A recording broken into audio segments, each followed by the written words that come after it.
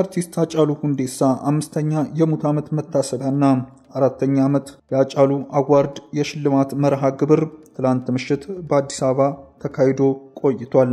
ከ5 ዓመታት በፊት አሳዛኝ በሆነ መልኩ በወጣትነቱ ህይወቱን ያጣው የኦሮሞ ነጻነት ታጋይ እንዲሁም ለኦሮሞ ህዝብ በአርቱና በድምጹ ሁሉ ጉዳቱንና የህዝቡን በደል ሲያቀነቅን የኖረው አርቲስት ሃጫሉ ሁንዴሳ ከዚህ ዓለም በሞት ከተለየ 5 ዓመታት ተቆጠሩ።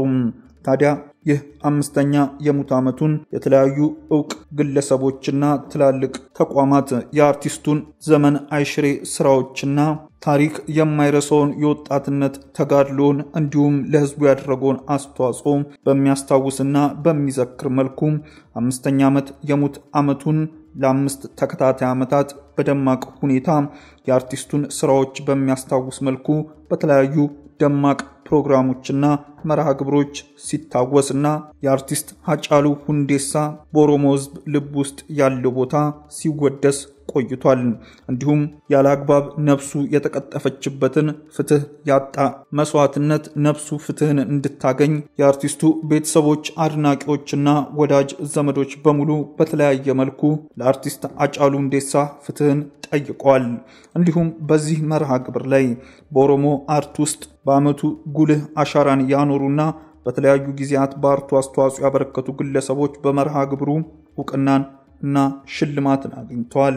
ይህ በአርቲስቱ ስም የተሰየመው ሃጫሉ አዋርድ የተሰኘው ሽልማትም በዚህ ዓመት 4ኛ ዙር የ4ኛ ዓመት መሰናዶን ያካሄደ ሲሆን ባለፉት 3 ዓመታት በተደረጉት ዝግጅቶች ላይም የአርቲስቱ ቤተሰቦችና እንዲሁም ባለቤቱ የተለያዩ ንግግሮችንና ለአርቲስቱ ሞት ፍትህን ሲጠይቁ ቆይቷል።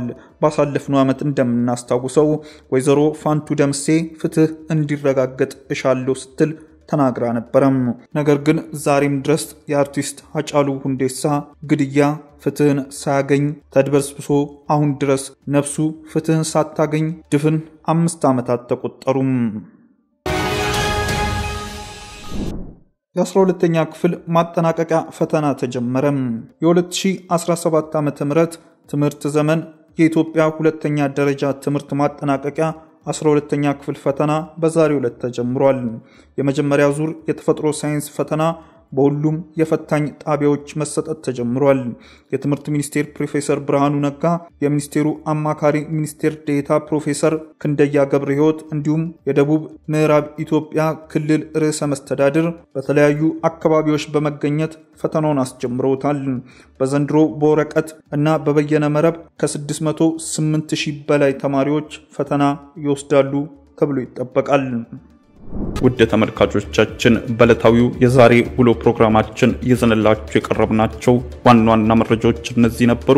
ከፕሮግራሙ ጋር አብሬያችሁ ቆይታ ያደረኩት እኔ አብዲስ አደፋር ነበርኩ። ከሌሎች የኬሎ ሚዲያ ፕሮግራሞች ጋር መልካም ቆይታ።